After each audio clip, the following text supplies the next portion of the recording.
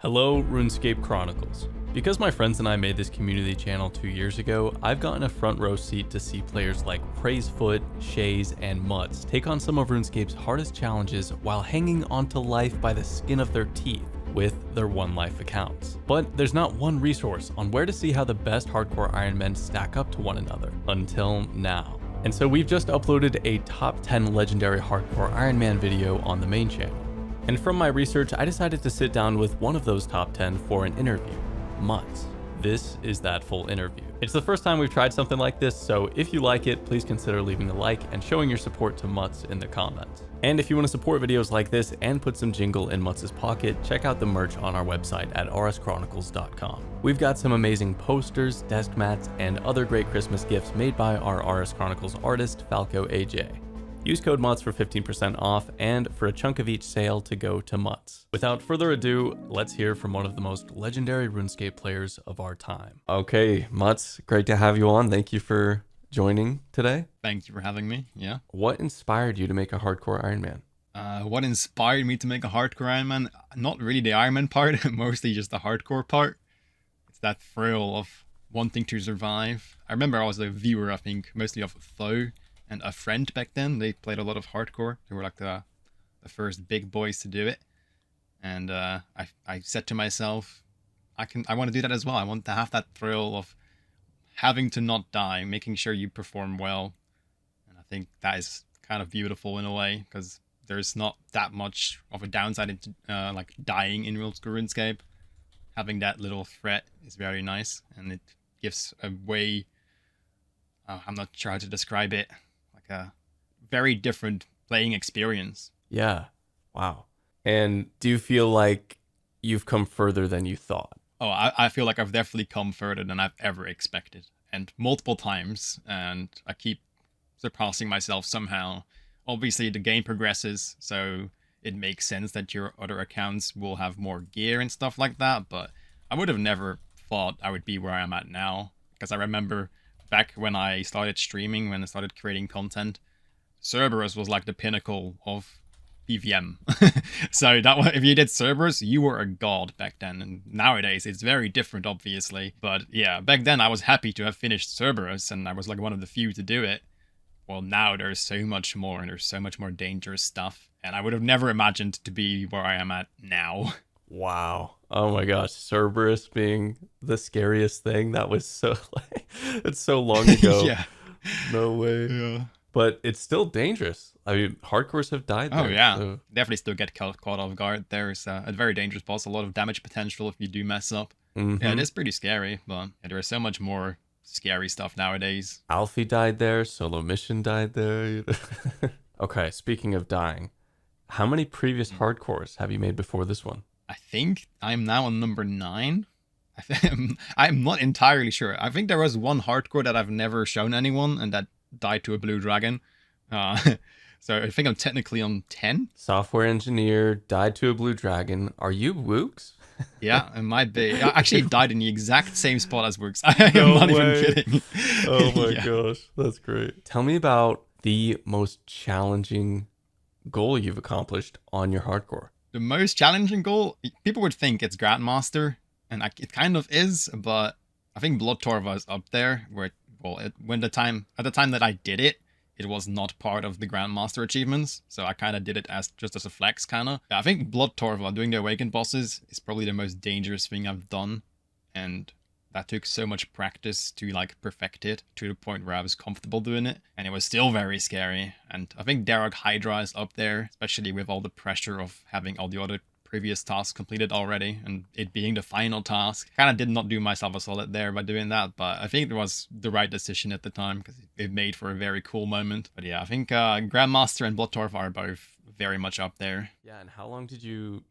What's the longest that you've spent practicing for a single piece of content? Could have been Blood Torva, could have been something else. Not sure how long I spend on Blood Torva. I do know I have like 100 Awakened Vardorva's casing. The Awakened bosses is by far the most I've ever practiced for anything. I remember my chat just shouting at me like, you're ready, like just go, man. Like you've had plenty of good kills, and like no, I need to be like fully ready. It needs to be muscle memory at some point. I did not want to take my chances, especially with such a progressed hardcore. Yeah, do you feel pressure from your chat to like just keep pushing the limits of what's possible for a hardcore? I think to some extent I do feel like extra pressure from like the chat, and I think just in general being a content creator, because I mean, technically speaking, my account does provide an income for me. So it's kind of scary that that's like on the line. Part of the reason why I do very well on YouTube and on Twitch is because my account is very cool and people like to watch it. I think that is also a very scary part. Maybe not everyone considers that like that's a thing.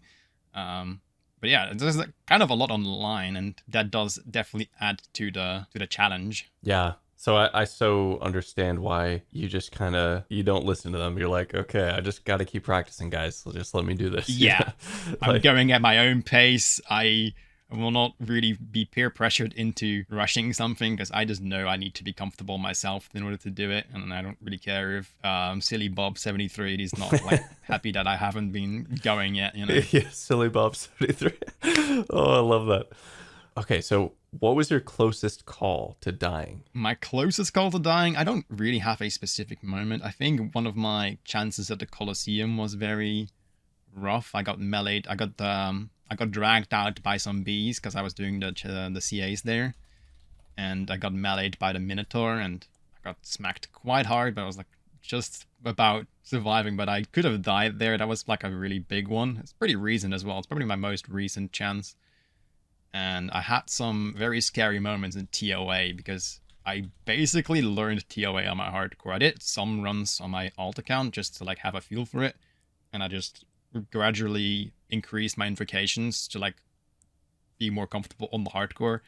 So that way I could actually kind of learn it on the hardcore. But because of that, I did make a lot of mistakes, and there was not really an established meta at that point. So I had a lot of close calls in TOA. Do you think that you would do that same choice now of like basically learning TOA on your hardcore? I'd probably be a bit more careful these days because my account is way more progressed than it was then. However, I think with something like TOA, where there's an invocation system, I think I'd be way more comfortable learning on a hardcore because I can set the difficulty myself. It's not like it's instantly very difficult and very dangerous. I can kind of decide that myself and can make it more dangerous when I get more comfortable. So I think with something like TOA, I think I would, but anything else, probably not. Okay. Interesting. There are a lot of hardcores out there that will do a lot of skilling or safe bossing, but they won't necessarily go out and do the combat achievements, not even the master combat achievements, never mind grandmaster. So tell me about your decision in attempting the grandmaster combat achievements. Right, yeah, there's a lot of people that don't dabble into PvM as much, and I think that's fine. It's people's own decisions. They can play the account however they want. They definitely have a certain image, I guess, or reputation, I guess.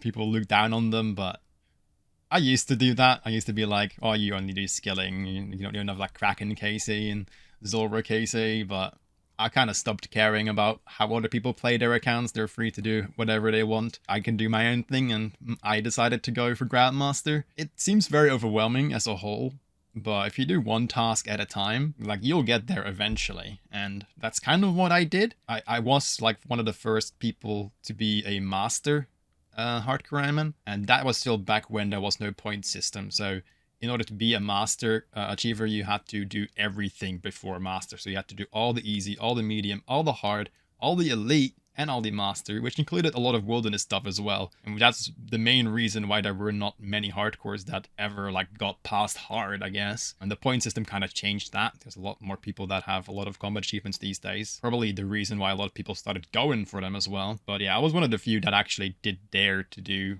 all the stuff before Grandmaster, I guess. At that point, it was just a matter of getting the gear, because I was not ready for Grandmaster gear-wise. When I got that Twisted Bow, I knew it was time. I knew it was time that I could go for Grandmaster, and it was achievable. Oh my god!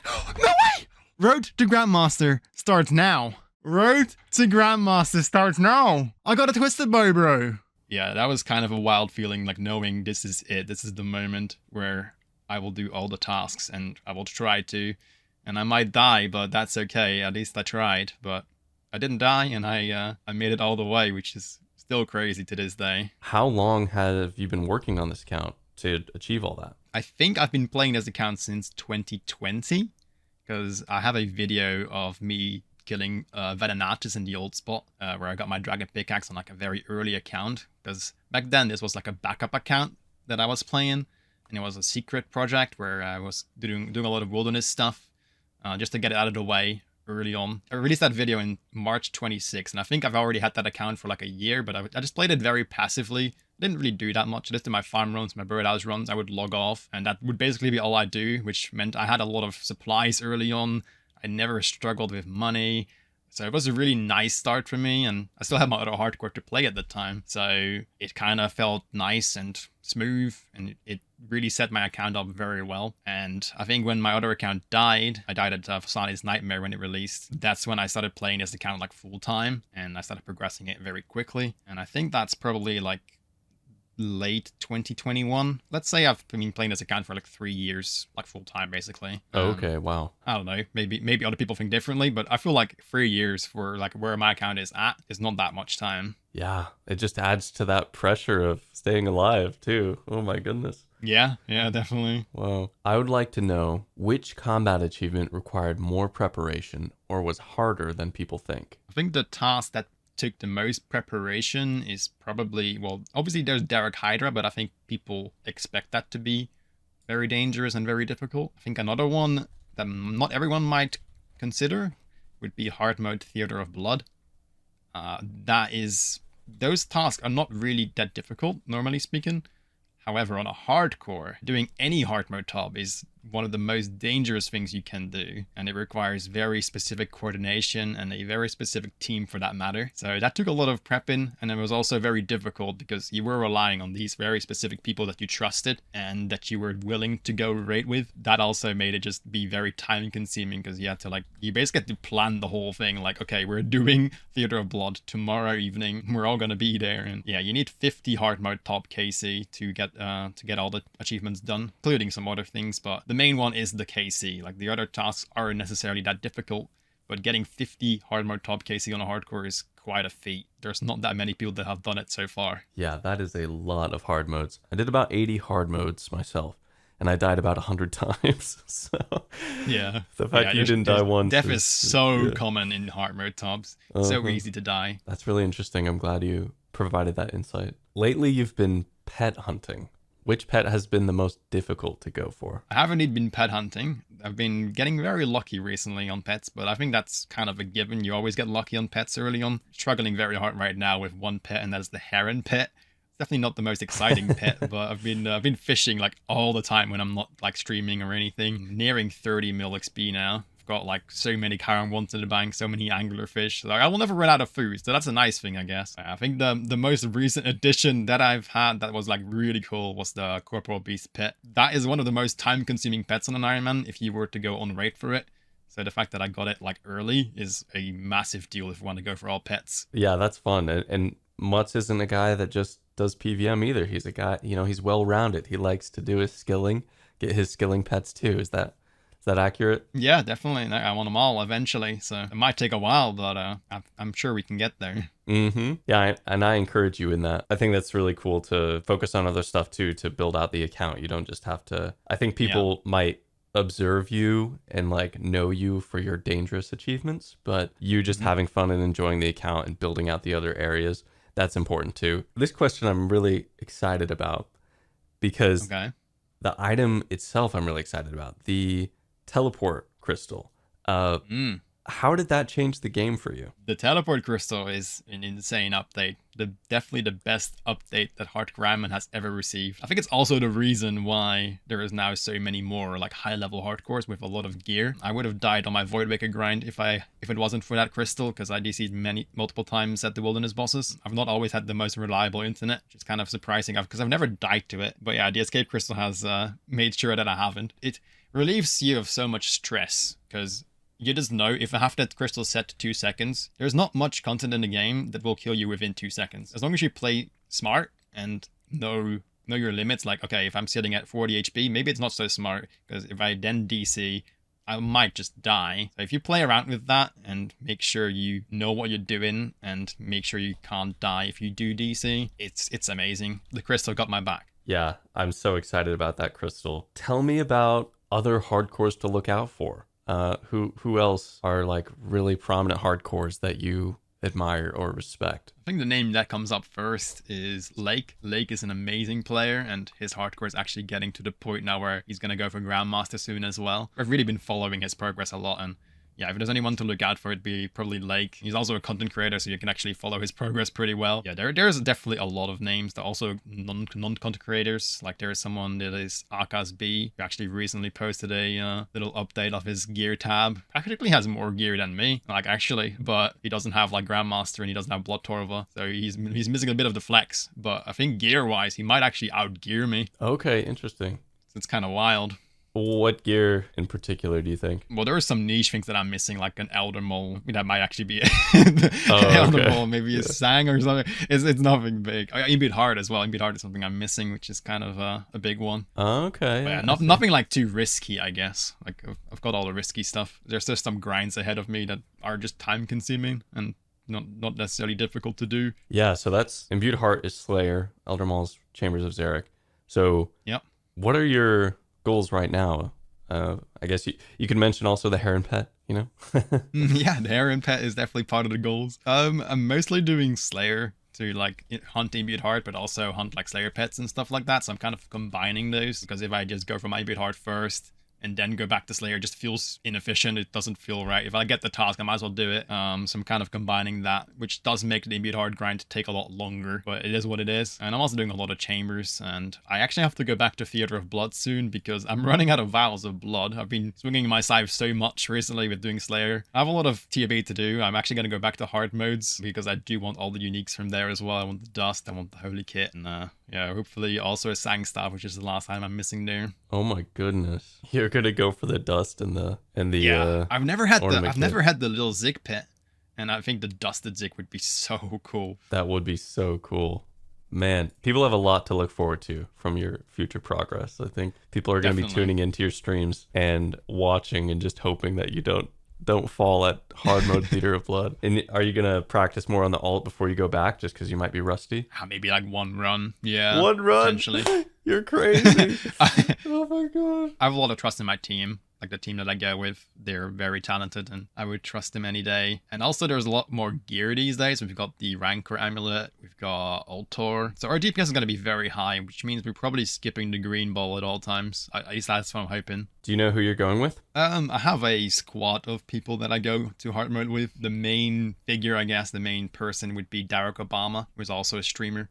He's known for his solo TOBs. He's also carried Exact a lot on his pure hardcore Ironman back in the day. So I've kind of taken Exact's squad. Basically, they know exactly what they're doing. I think Exact did 500 hard mode toms, so that's unreal. Do you have anything else that you want to mention about your hardcore? Like any cool features? What you're looking forward to? Really just if you came to the interview thinking you wanted to mention a certain thing, now's that time. I guess the fact that I never expected to be where I'm at now. My previous hardcore remake Andy died at Vasanis, and I basically had every item at the time apart from a scythe, and it also had an Ellie, and the Ellie is one thing that I never thought I would ever get back on a hardcore. That happened not too long ago. Kind of was surreal. Like, okay, I'm actually back at the point where my other account was, but with like all the extra gear that has been added into the game. Kind of crazy, because back then that was like the GOAT hardcore, I guess, and now I've somewhat done it again. I'm not sure if this is relevant at all, but I am making another hardcore. I'm working on another hardcore, which will have the goal of getting Grandmaster with like a budget setup. So I won't have a twisted bow, I won't have a scythe, which spices up a lot of the tasks and it will make them a lot more challenging. I think that would be a very interesting little thing, because when I did YouTube for this account, I only documented my Grandmaster journey, like from Master to Grandmaster, and not everything before that. So it'd be kind of cool to like do it from scratch, where I do everything. That would be really cool. So yeah, you got another account cooking in the back. That's good. Yeah. Do you have anybody that you'd like to thank for what you've done? Anybody to give credit to? I mean, obviously the hard mode top team is definitely a big one. Like all those people that have run hard mode tops with me. Like I would never have been a grandmaster if it wasn't for them, because that was really what was gatekeeping me from getting to that point. Fantastic, man. Well, that's the interview. Really appreciate you coming on. All right. This was fun. Thank you for having me. It was good. Thanks for watching, guys. Hope you enjoyed the interview. Make sure to check out Mutts' YouTube channel with the link in the description below. He's got some amazing productions and you deserve to be subscribed to him, so please go check him out. But there are other hardcores to celebrate too, and we've just uploaded the top 10 legendary hardcore Iron Man video on the main channel. And reminder, you can support Mutts by shopping the RS Chronicles store. Use code Mutts for 15% off and a chunk of each sale to go to Mutts. Thanks for watching, and let us know who to have on the show next.